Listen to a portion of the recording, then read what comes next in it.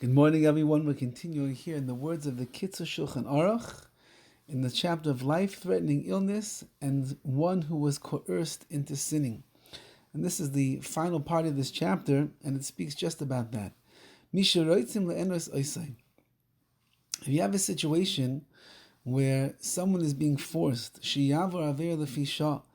to commit an avera temporarily, a sin in the Torah temporarily, even if it's a very severe transgression, Ein mechalin alav Shabbos. You cannot violate Shabbos to save him. Kedei la'atzilo min aver, to save him from doing this sin. However, if you have a person over here and he's being forced to deny his faith in Hashem, and they want to remove him from the Jewish people, for example, they want to, baptize him, they want to make him into a non-Jew. Even if this is only a young boy or girl, which means they're under bar mitzvah,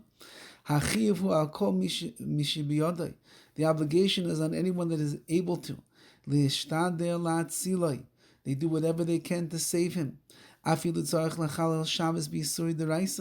Even to desecrate the Shabbos with Torah prohibitions.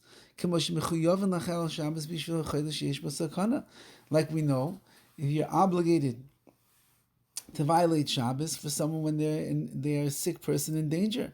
The Chsiv, as it says in the Pasuk, V'shamu b'nei Yisrael Shabbos. It says in the Jewish people will guard Shabbos.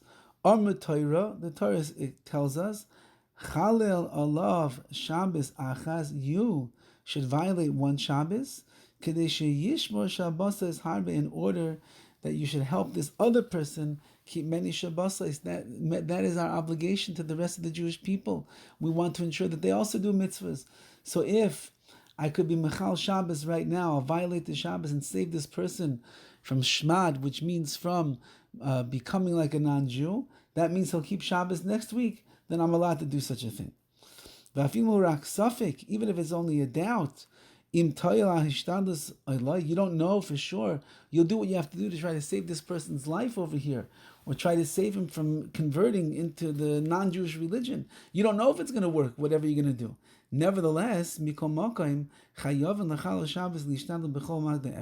obligated to desecrate the Shabbos and do everything within your ability to save this person.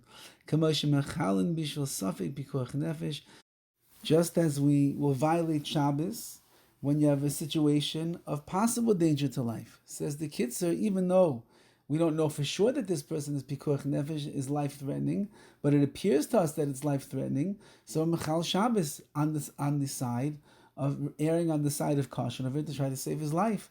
So too, if a person over here is about to be converted or coerced to become like a non-Jew and denounce his faith, even though we don't know if our efforts are going to help, still we're Mechal Shabbos.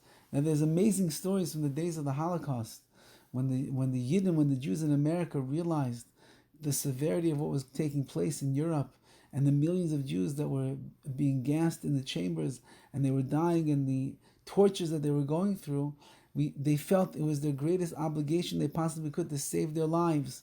And it meant raising loads of money and sending it and bribing government officials in Hungary and in different places in Europe to try to get the Jews out of there. And there's a story of two of the most prestigious and prominent Rabbanim of the generation who got in a car on Shabbos, and they were driving down the streets, waving their black hats out the window, and they were begging the Jews to come and give their money for tzedakah on Shabbos, because they need to go and save the lives, bikuach nefesh, matter of life and death, save the lives of the Jewish people in Europe. Of course, they didn't know for sure they're going to be able to do it. They didn't know the money was going to be accepted and they were going to make enough, but they had no choice, because if you have an opportunity to save a Jew from losing his life, total destruction, says that's what the kids are saying over here, you do it. However, somebody who wants to convert outside of our faith, somebody who wants to become a non-Jew, this person is doing it willingly, not because he's being forced, but he's willing to do it. You're not allowed to be Mechal Shabbos for. Why? And that's only B'Isser D'Oraisa, but that's only with a biblical prohibition.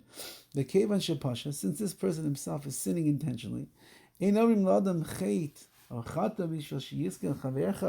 We can't say you sin right now. You mean you desecrate the Shabbos and save your friend from converting because he's doing it willingly. Nevertheless, when it comes to a rabbinical prohibition, to go travel outside the Techum, the 2,000 cubits, as we will see about that shortly. Or says the Gemara, or says the Kitzur, to ride on a horse is only a rabbinical prohibition.